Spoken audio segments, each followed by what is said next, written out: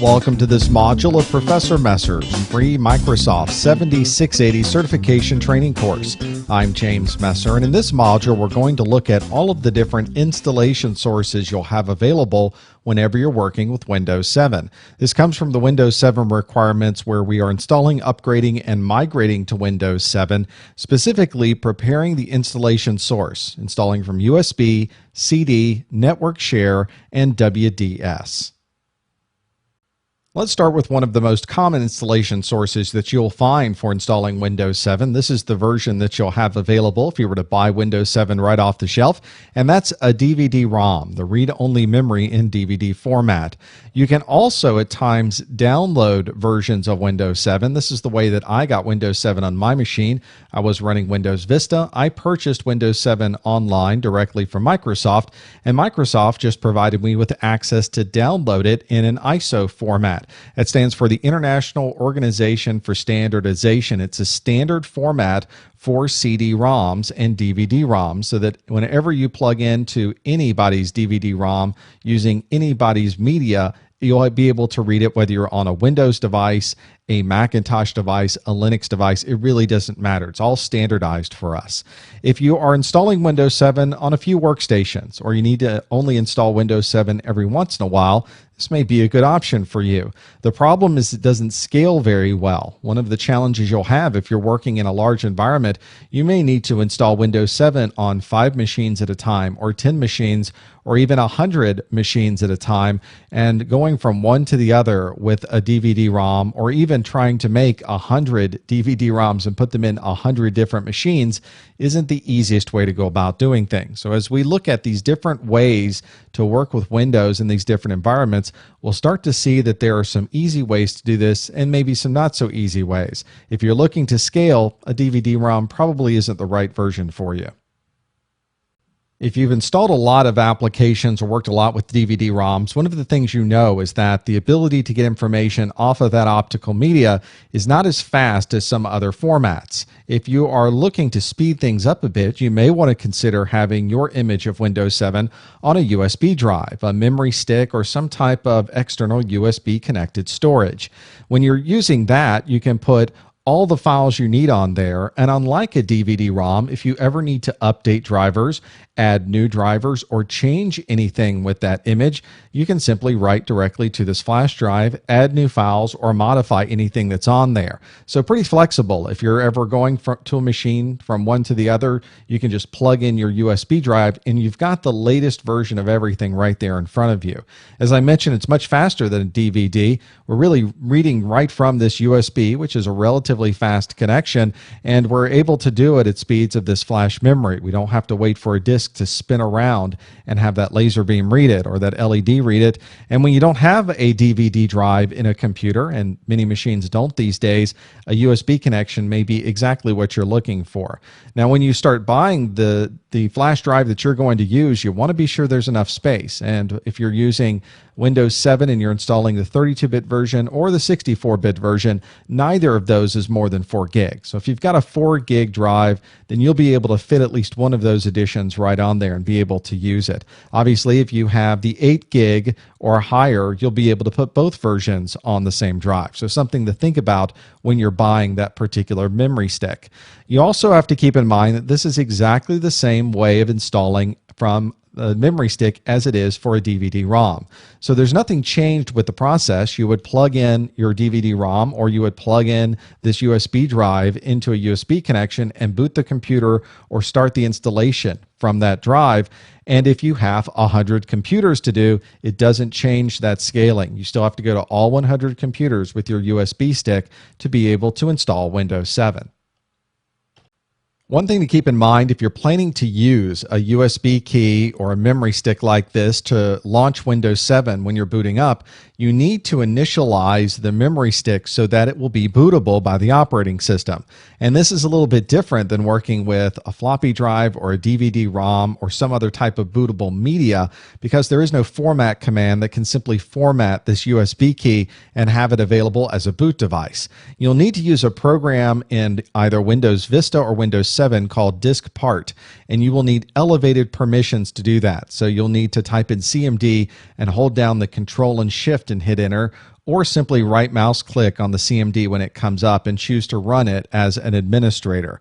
And what we're going to do is initialize this USB key, and then once it's initialized, you can copy all of the Windows files directly to it, and it will be both bootable and then have all of your Windows files all on that memory stick. Let's initialize a USB key that I have in my computer, and we'll get a feel for exactly how all of this works. Here's the command prompt on my computer. You can see that I am at an elevated prompt because right here on the title bar it says administrator. If your title bar of your command prompt does not have the word administrator on it, then you are not at an elevated prompt. And when you try to type disk part in, it will tell you that you are not running in an elevated mode and you must be elevated with those extra permissions to be able to run the disk part program. When we first start disk part, it's going to quickly check all of the different drives that I have on my computer, and we can see what it's found by typing list disk. And it's going to show me I have a lot of different disks on my computer. I have disk 0 through disk 6, and you can see that I have different sizes on here as well. Now, I happen to know that the 4 gig flash drive that I've connected to this computer is disk number 6. If you're not quite certain, though, just take out the USB drive, do another list disk, and then put the drive back in, and you can see which one has changed. Hopefully you won't have quite as many disks connected to your computer as I do, but if you're trying to figure it out and know exactly, that's one way to do it. You want to be very careful about this because we are going to be erasing what's on that disk, and you don't want to get that wrong. You don't want to end up erasing one of the disks that's somewhere else on your computer. We're going to select disk 6, and it will tell me that disk 6 is now the selected disk. To confirm that, we can list disk again, and it will have an asterisk right next to the one that is selected. So that's what we would like to use. So make sure that one is your USB key, because the next steps we're going to do will be deleting everything that's on that particular key. If there is anything on that flash drive or that USB storage device that you would like to save, make sure you copy it off prior to this. So let's first type clean, and it will tell me pretty quickly, it will come back and say that disk part succeeded in cleaning the disk. And now we're going to create a partition on the disk, primary. And I'm going to create a primary partition just by typing in create partition primary, and it says that disk part succeeded in creating the specified partition.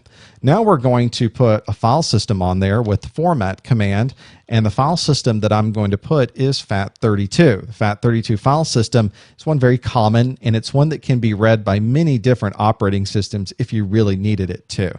So that looks good to me. Let's also tell it that I'd like this to be a quick format. That's all we're really going to need for this particular USB drive. And now it's going to go through and very quickly come back and say that 100% of the drive was formatted and disk part successfully formatted the volume. At that point, all we have to do is make the partition active so that it is bootable, and in disk part says that it marked the current partition as active. And that's it. We're done. We can type exit to get out of disk part, and now we have a USB key that is bootable. Now all we have to do is take everything that's on our Windows 7 disk and copy it over to the USB key, and now we've got something bootable that we can use to boot and start the Windows 7 installation process. In many large environments, you may not want to walk around with a DVD-ROM or remember where you put the memory stick that you had available just for installing Windows 7. In larger environments, you already have file servers. Every device is already networked. You've got a lot of disk space available. You may choose to have all of your installation files out on a network share on a file server somewhere else in your environment. It makes it very easy to keep everything centralized, and you don't have to carry anything with you. But you still have this challenge of how do you boot up the computer to be able to access that share and start up the installation of Windows 7, especially if it's a computer that has no operating system on it at all. The way that you get around that problem is with something called the Windows pre-installation environment. This is essentially a bare bones version of Windows that is just enough to get booted, and at that point it can then do other things. Windows PE becomes a very useful utility then because you can do a lot with this. Keep in mind, of course, that this is not unlike installing from a DVD-ROM or installing from a flash memory stick. You're just accessing all the files across the network. The centralized installation media, though, is one where you can make changes to it, and now everybody who installs from that Windows 7 share has all of those new changes associated with it. So it is a little bit easier to maintain, even if it's not any more scalable than the others. If you're doing some diagnostics on a computer, many devices will use, or many people will use Windows PE on that device because it just makes it easier to run diagnostics programs and you're not having to boot the operating system, especially if you're working on a computer that's having some kind of problem that it can't boot the operating system. You can use Windows PE to do something like that.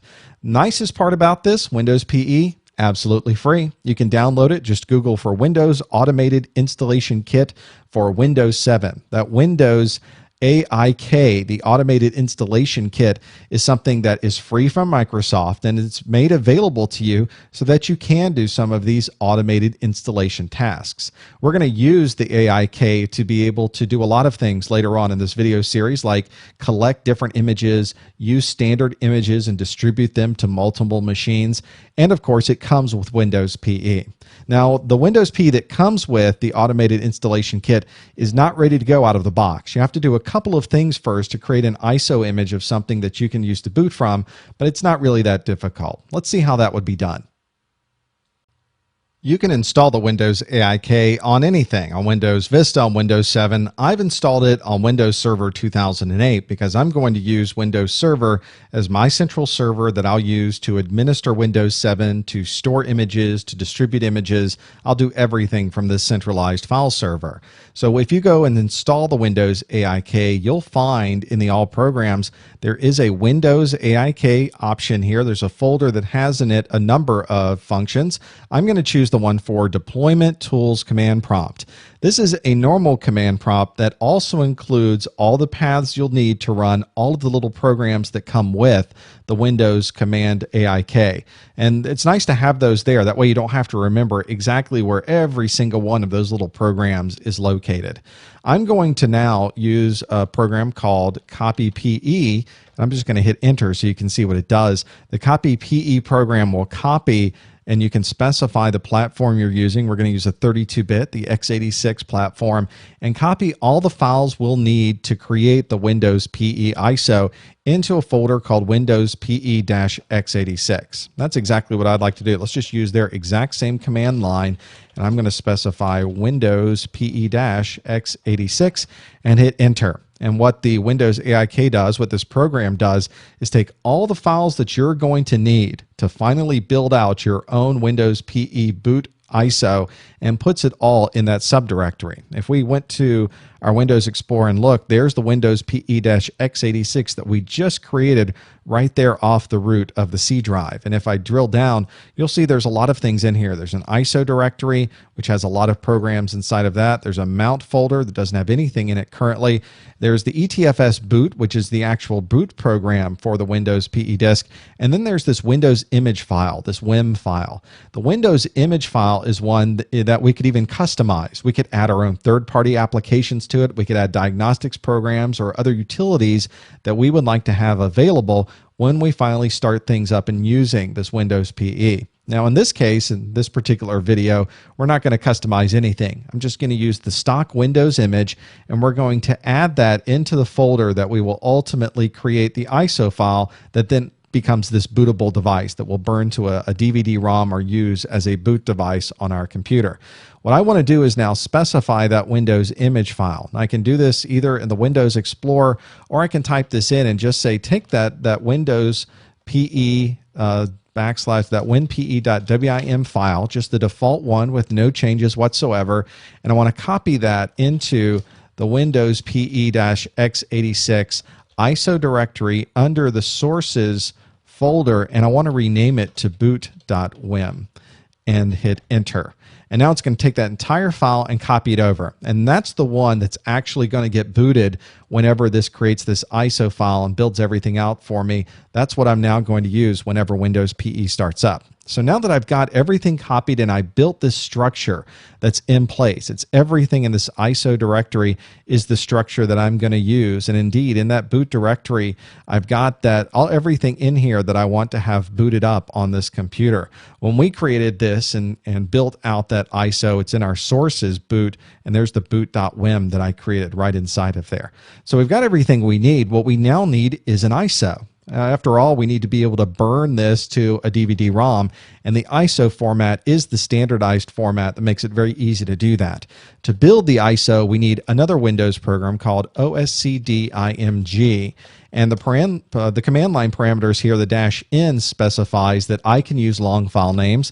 The -B specifies where these boot files are, and under Windows PE- x86, I have an etfsboot.com, and then I'm going to specify all of the files that will be included here, and those are in the Windows PE-x86 folder under the ISO directory, and I want to write the whole thing out to Windows PE-x86, and let's just make it the same name, Windows PE-x86.iso, and hit enter. Now it's going to start compiling all of that information together, take all of the files that we've put into that ISO folder, make that bootable file of etfsboot.com as the main part of our ISO file, and it has now created an image file for us. And if we pop back over to our Explorer, you'll see that indeed about 138 meg image file is there called Windows PE-x86.iso. Let's boot this up and see what happens. On my computer, I'm using VirtualBox to be able to run multiple operating systems at one time. So what I'm going to do is simulate myself putting in a DVD-ROM. Let's say I've already burned this out to a DVD-ROM. What I really did in my Oracle VirtualBox is just specify that when I'm booting here, just in my CD drive, use that ISO file. So I've skipped a step. Normally I'd go to whatever I use to burn ISO files. There are a lot of third-party utilities, and now Windows Vista and Windows 7 will burn an ISO file just by default. But I'm just going to specify the ISO file right here in VirtualBox and save that extra step. And let's just boot the Windows 7 virtual machine that I have here, and it's automatically going to run that ISO file that's there. And what it does by default, I'm going to move my window back over here so you can see it. It goes through the Windows is loading files. This looks very similar to if I was booting Windows for the first time. It even has the same starting Windows option, and you're going to see the graphics come up for Windows. So it seems like I'm booting up Windows 7, and in reality, I am booting up Windows 7, but it's just a subset of the Windows 7 infrastructure. It is that pre-installation environment, the exact same things that you get when you run the install environment in Windows, and it runs the cmd.exe. There's a startnet.cmd that runs by default that initializes the Windows PE environment. And here I am. I'm now able to do things in a Windows prompt. It has me at an X prompt, but now I can access the hard drive. I can run diagnostics. I can do many, many different things. I can even install Windows now. I can map to a share drive. I can then from that share drive start the setup program and install Windows 7 on this computer that may have no operating system on the hard drive already. So just by having this boot device now, we can install from the network share and not have to carry around any DVD-ROMs or any additional flash drives or install media. I simply need that one PE boot disk, and now I have access to anything on the network. We've mentioned earlier these installation sources of DVD-ROM, the flash drives, and lastly the share drive using Windows PE to boot with, but we've mentioned every time that that just doesn't scale very well. I can do one machine at a time, maybe 2 or 3 if I have enough media to do that, but if you need to do 100 machines, it becomes a little more complex. And obviously, in very large environments, you need to install Windows 7 on many, many machines all at once. One way that you can go about doing that is using something called Windows Deployment Services. That's abbreviated WDS. And as the name implies, this allows you to automatically deploy operating systems out into your environment. You will need a network. You'll need Windows Server 2008, and you will need an Active Directory infrastructure already built. So this is really for a network that is large scale that already has an Active Directory infrastructure there. You will need either a network adapter that supports something called pre-boot execution environment. We call it PXE here in the business. That is an adapter card that is smart enough to know that if there's no operating system anywhere, go out to the network and see if you can find somewhere to boot from. And you can put these special servers on your network, and that PXE card will boot up automatically. You can also boot from what we call a Discover image that will have available that you can boot from so that your system will know where to connect to and where to start the deployment process and where to wait so that it can then become part of a larger group of devices that will all be installing Windows all at the same time. And it uses something to do this called multicast.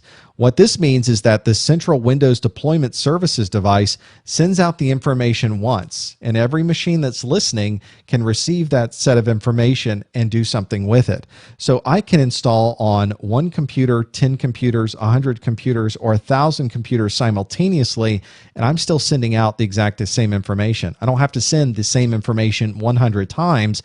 I send it once, and that multicast means that anybody who's listening will be able to use that when I send it. So it's very, very efficient on the network to be able to do this. And as you can imagine, it scales extremely well. We can install the Windows deployment services and really have a nice, efficient, centralized way to install Windows 7 on many, many devices simultaneously.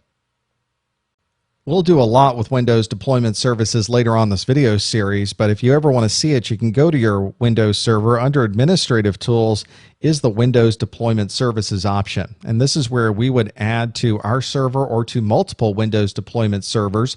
We can add install images, boot images, legacy images. We can set up times to do these multicast transmissions. There's going to be a lot of things that we can do with this. And this is going to be a great way for you to be aware of the installation process for installing Windows 7 on many, many devices simultaneously, all through this very, very easy to use Windows deployment services. Let's see what we've learned about some of these installation sources. Let's say that you're planning to use a USB storage drive to install Windows 7, but how big does that storage drive need to be able to support the installation? Well, if you think back to the sizes we were talking about with those flash drives, you needed at least 4 gigabytes of free space so that you could install the entire operating system on there, either the 32-bit version or the 64-bit version. If you had a larger drive, like an 8 gig, you could even install both simultaneously. Which installation method would be the best for installing Windows 7 on 50 computers at exactly the same time? We were just looking at that. We were using Windows deployment services to be the best method for really scaling and doing multiple devices all at the same time. And the last question is, what would you use as a boot operating system if you were deploying Windows 7 via a network share? Well, in that particular case, you would need to build and have available a Windows pre-installation environment, which we always call Windows PE.